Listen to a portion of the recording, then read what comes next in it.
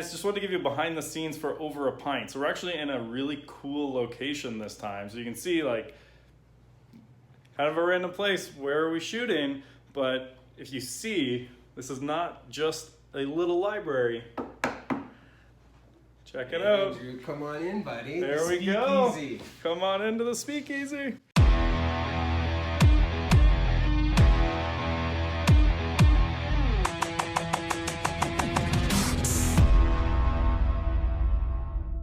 Welcome to the latest episode of Over a Pint. This week, we're going to actually one of the coolest venues I've been in for an episode. So we're in Orangeville with Bradley Mayer-Harman. So you, actually first let's start, for those who don't know who you are, who are you? So my name's Bradley Mayer-Harman. I'm a real estate agent. I work out of Brampton at Century 21 Millennium. I started a team. It's called the Mayer-Harman team. And I'm also heavily involved in organized real estate. I was the past president of the Brampton Real Estate Board in 2015, and I was elected or became an area director in 2017, and am still one today. I've been in the business since 2010, so just almost 10 years now, 9 years. And this year we hope to get about 60 transactions. We're currently at about 55, so I think we'll be pretty good at getting that last 5 in there. So yeah, for 5 you got a couple months to do it. Yeah, Should exactly. be good. Yeah. So you actually picked the venue, which is awesome. So why don't you give people a little background on where we are? So this is a special place to me because my clients are the ones who actually run these businesses. So this is the BVR in Orangeville, but more specifically, we're in the basement, which is a speakeasy, and it runs Thursday, Friday, and Saturday. They'll have yucks, or they'll have jazz, blues, and other things here. And this is called Revival 1863. Today, the owners have been so kind to, and the reason this is special is because the owners, we help them, and they're an awesome couple.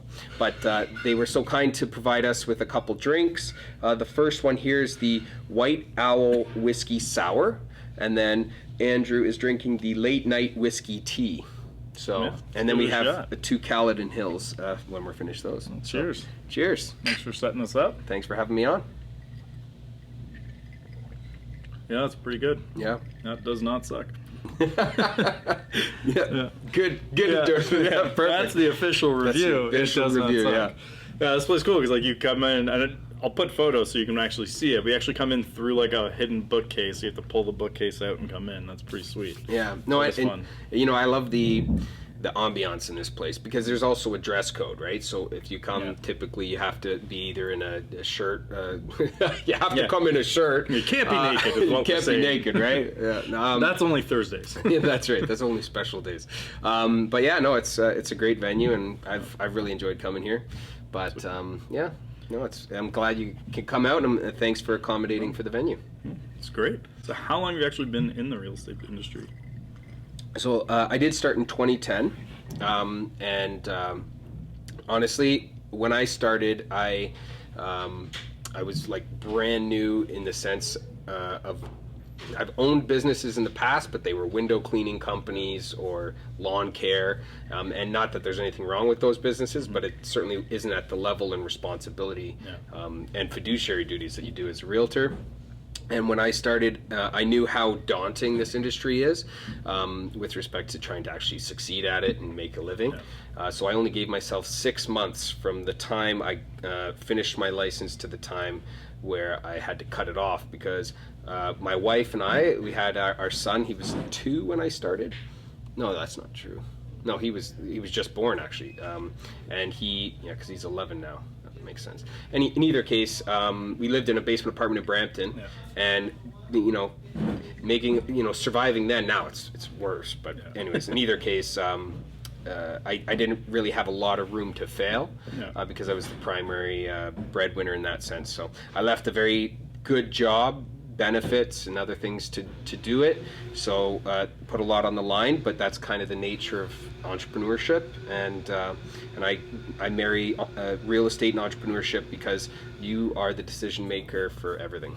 So how close in those 6 months were you to calling it quits? Oh, you know what? I won't name names, but one of my first clients was exceptionally difficult because they were a real estate assistant and had been on the back end of transactions for a while. And they were also related to me. And so it's my first transaction, and it's hard when you're working with someone who obviously thinks that they know far more than you, and then they're kind of dictating. I mean, on the transaction side, probably did. Yeah, and in all fairness, in likelihood, there's certainly a lot more. But the hard part is then when you try to take someone who is emotionally attached to the decision-making process and then elevate their thought process when it comes to the sale, that's when things get messy. And I see this over and over again, even when it comes to realtors buying their own homes. Like when I bought my first home, I remember not knowing what the heck I was doing. Plus, you get emotional because it's such a big decision. Any other realtor can relate to the idea that their clients are constantly, this is my biggest decision. I need you to be more, affected by these decisions. But meanwhile, it's like, yeah, man, with all due respect, you're my 40th transaction this year, so I've been through this a couple times. I'm not here to be emotional with you. I'm here to provide, consult with you and to provide you guidance as how best to make decisions for your family, understanding that this is an emotional process. And so for me, that has not come overnight. And as any realtor knows, this business can really twist you in a lot of different ways. So I'm just so grateful that I'm in here today and able to make a living at this business and employ other people to make a living as well. So I'm curious because it's something I like talking about with people. Throughout your career, what's the closest you've come to calling it quits? The closest, I don't know. That's a tough one. Only when other opportunities reveal themselves, that might be at the time more appealing. So like if in my beginning of my career, I actually wanted to join a team in Mississauga because I knew I would get training. I knew I would have, a kind of a proper leadership role within, like having a proper leader above me to give me guidance and to direct me and improve my skill set. That was probably the closest I've been to, actually, but that's not dropping out of the business.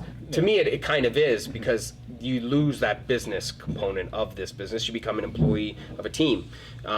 But at the same point, another time might be when I was running the team and I kept losing assistants. Like I was through like 5 assistants and I was pissed because I'm just like, and I had the same moment where it's like, should I even do a team? Like I can do my normal production, just mine my database as it is, and I can make a very, very good living. But I honestly, since I've started, after those 6 months, after I realized that I could be good at this, I honestly have not legitimately thought I should get out of this.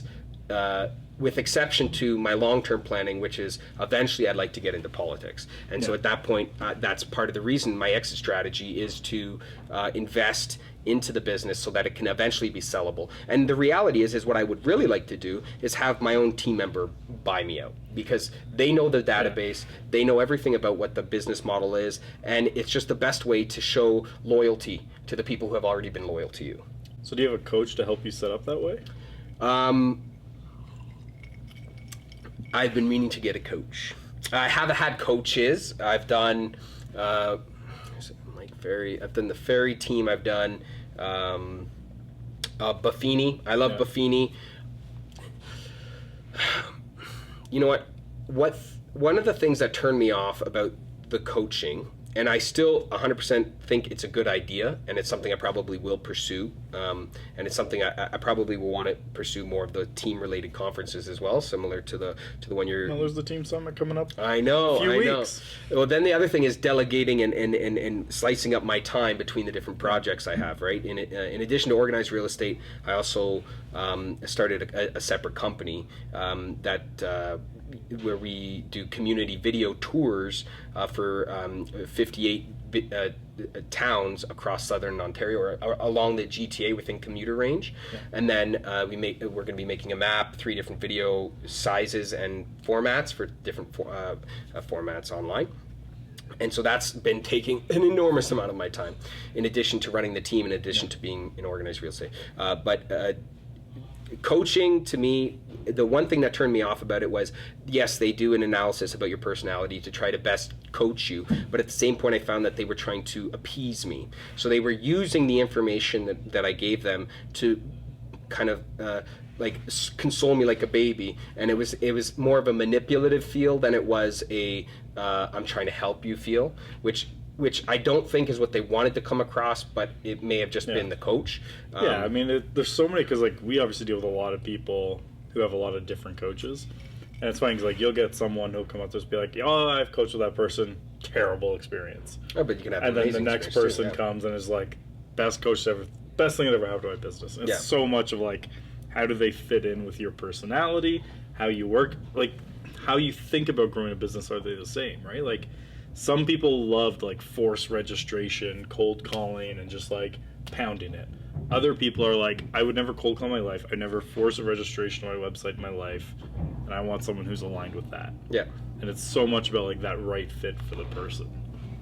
Yeah, and you know, one of the biggest things you know, that I consistently have to reteach myself is that I don't know everything, and there's so much more to learn. There's so much more for me to improve upon, and then it's prioritizing what is the most important thing for me to be working on right now. And right now, really, my priorities are, you know, obviously making sure that my team is good to go, but also I want to wrap up the foundation of the Community Compass Canada project I have, and then I want to do that before the end of the year, if possible. This is just mainly the shooting of the video, because my goal is to run for the president role at AREA. And so for me, that's going to take an enormous amount of time as well. And so that's kind of like, you know, you start off as a president-elect if you get elected, and then you have president, and then you have past president. So that's the 3-year commitment. So what's the process look like to get elected? Like, what do you have to do, and like, what's in your control to help you get elected in that role? Well, really, you need to be able to convince the other leaders at the board table, because once you're a director, then so I guess I could just go over briefly how I got to this role. So first off, any AREA member can run for election as a director, providing they meet a certain set of requirements under the bylaws. And you have to be elected by the delegates at the AREA Assembly, so the annual general meeting, and those delegates represent all of the 37 boards in Ontario. So that usually it's past president, president-elect, and president, who are the delegates who make the votes. And so amongst that delegate, you get voted, and if you become a director, you have the most votes for either a regional election or at large, which means the entire province can vote towards who they want to be their at-large representative. I was in the regional, so I'm in Toronto, Durham, Halton, and well, Peel, like Mississauga, Brampton, Orangeville, but Orangeville has since no longer licensed as a formal board. In either case, so once you get elected from the delegates, then you have to be elected to become the president-elect after having served 2 years as a director. Then you can run as a president, and that happens at the assembly after the directors have been voted on. And then of the remaining directors who are now part of the new board, they vote for the person. They have to be eligible, they vote for that person, and then that person becomes the president-elect. So certainly I know there's no such thing as having it in the bag, because you can't possibly do that. You know, there's going to be, at least in my hypothesis, I think there's going to be probably another 3 people running. So, you know, it may mean that I have to wait another year before running again, but it's all about building confidence in the other people to know that you can be an adequate leader. And the other thing is, there's certainly an age difficulty, because it's hard for some older people to feel like they can look at you as a younger person to then lead them, because they just automatically perceive years as experience, as opposed to you know, someone who actually goes out and gets experience, and someone who sits at home and watches TV. So if people want to get a hold of you, they want to have a chat with you, learn more about your team, anything like that, how do they get a hold of you? they can absolutely get a hold of me through the Mayer-Harman team.com, or you can check out my YouTube channel at mhtchannel.com, and you can see all of my video tours there.